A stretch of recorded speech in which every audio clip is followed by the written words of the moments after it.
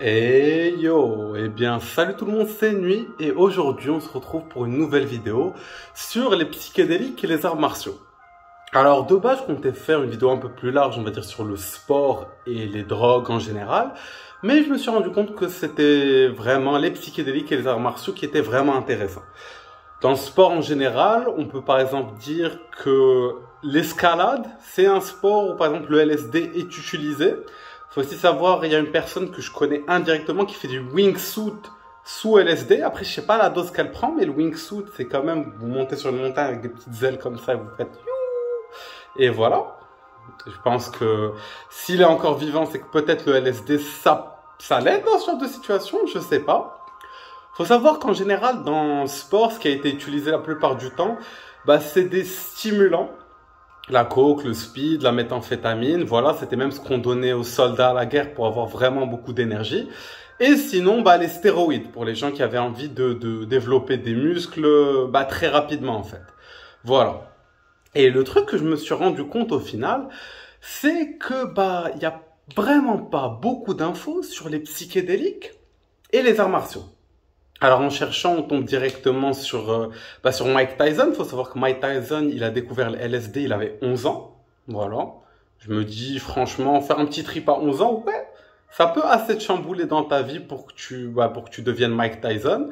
Un truc intéressant, Mike Tyson, il décrivait quand il s'entraînait pour la boxe, du coup, sous champignons. Il disait vraiment que le fait d'avoir l'effet des champignons, ça lui permettait vraiment de rentrer dans un flow state vraiment intéressant. Et au final, quand on se pose la question et qu'on va un peu plus loin, on tombe sur Kilindi I. Alors, c'est un gars qui est par exemple allé à la conférence de Détroit des psychédéliques. Du coup, il est à fond dans ce milieu. Il a déjà pris des doses de genre 30, 40 grammes de champi. Sec, hein? Je parle pas de frais. Enfin, il est frais pour avoir fait ça. Mais bon, les champis sont secs. Et lui, c'est un prof d'arts martiaux. Et sa théorie, ça serait que tous les arts martiaux seraient dérivés et seraient nés en conjointement avec des empatogènes, avec des entéogènes, autant pour moi. Et ce que je veux dire, ce qui était très intéressant, c'est qu'au final, dans ce que j'ai cherché, quand j'ai vraiment commencé à me plonger dans le sujet pour avoir plus d'infos que ce que je savais déjà, je me suis rendu compte que les psychédéliques et les sports de combat sont quand même assez liés.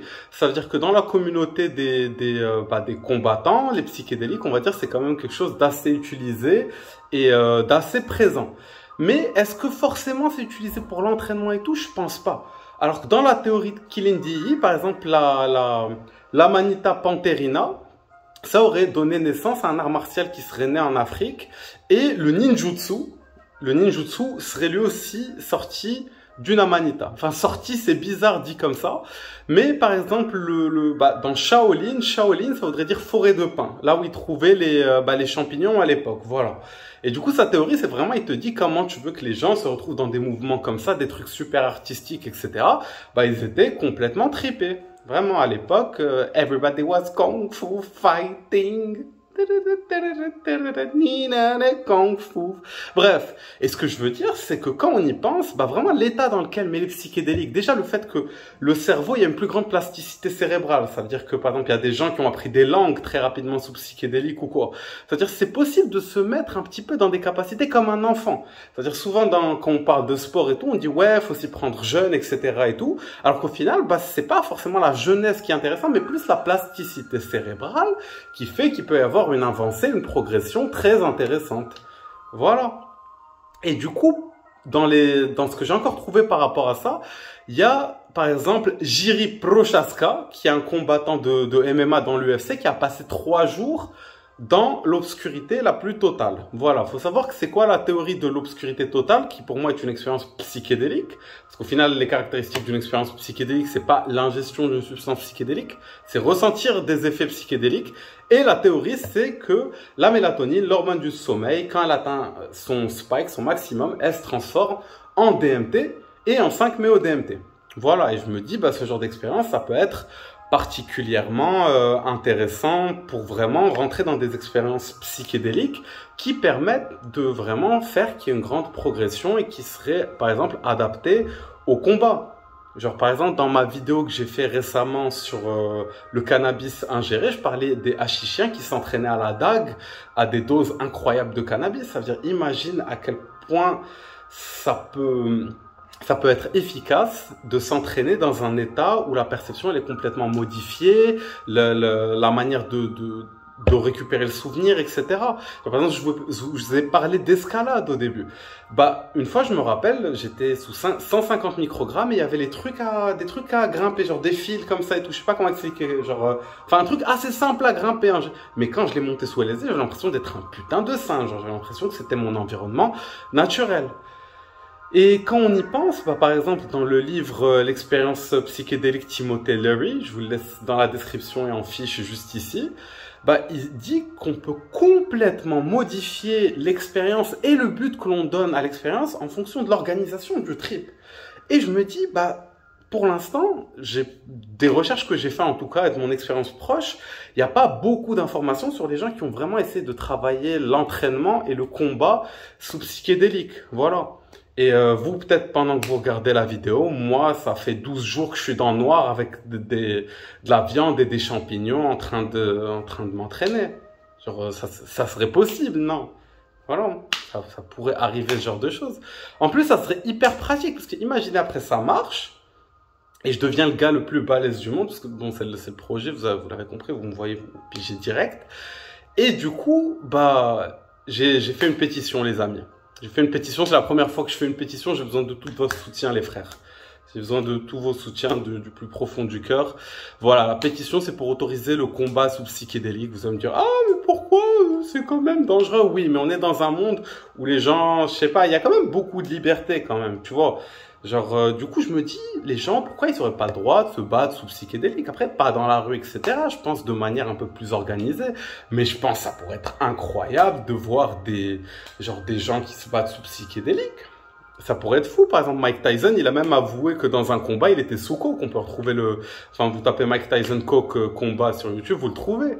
Et ce que je veux dire, c'est, bah, en soi, je pense que ça pourrait être très intéressant, aussi bien pour l'expérience en elle-même que pour genre le spectacle que ça donnerait. Et voilà, et quand je cherche sur Internet, il y a quelques trip reports de gens qui racontent. Les gens, quand ils racontent les fois où ils se sont battus sous psychédélique, ils racontent qu'ils avaient l'impression que le temps passait beaucoup plus lentement et qu'ils avaient une analyse beaucoup plus fine de ce qui se passait. Voilà. Après, j'ai aussi cherché pour d'autres drogues. Bah, vous savez que sous cocaïne, les gens ils se battent beaucoup parce que voilà, beaucoup d'ego, etc. Le PCP, il paraît que ça rend les gens super puissants mais complètement dangereux. Genre, j'ai lu des histoires de gens sous PCP qui se battaient contre 3 personnes, mais après ils étaient complètement en sang, ils sentaient rien et tout. Voilà. Et après, je pense qu'au final, c'est juste un sujet qui est pas du tout exploité. Et que, par exemple, genre même des molécules comme la kétamine ou quoi pourraient potentiellement être intéressantes dans ça. C'est juste des pistes, j'ai aucune idée. Je vous dis pas sortez dans la rue, tapez des trucs et battez-vous en fait. Mais c'est un peu ce qui va se passer, vous allez voir. Le monde va changer, les gens vont commencer à se battre dans la rue parce que ça y est, il y aura plus rien à faire en fait. Genre Elon Musk, il aura tout misé sur le Bitcoin, tout l'argent du monde, il y aura plus d'argent, il va mourir avec le Bitcoin dans sa poche. Et voilà. Et du coup, tout le monde va commencer à être déter pour se battre. Du coup, entraînez-vous. Entraînez-vous, je vous casse la gueule en fait. Parce que c'est pour bientôt les combats de rue. En plus, vous avez tous signé ma pétition. Voilà ma pétition pour autoriser le combat sous psychédélique. Et voilà, vous avez vu, le plan, il est assez simple. Genre, devenir la personne la plus balèze du monde. Et puis organiser des bagarres en fait. Là, ils sont là, plein de sports, plein de catégories, trucs. C'est compliqué. On va faire tournoi du monde de bagarre. Comme ça, je vais gagner et je serai champion du monde toute ma vie. Vous avez compris le plan. Voilà, et après, les gens, ils vont signer ma pétition, ça va autoriser les combats sous trip, et les gens, ils vont commencer à se battre sous trip. Voilà. Genre, rendez-vous compte de ce que je fais pour vous, pour le divertissement. Vous allez poser chez vous, de voir des TikTok de merde, vous allez voir des TikTok de gens qui se battent sous LSD. Il y a du progrès, non? Et voilà.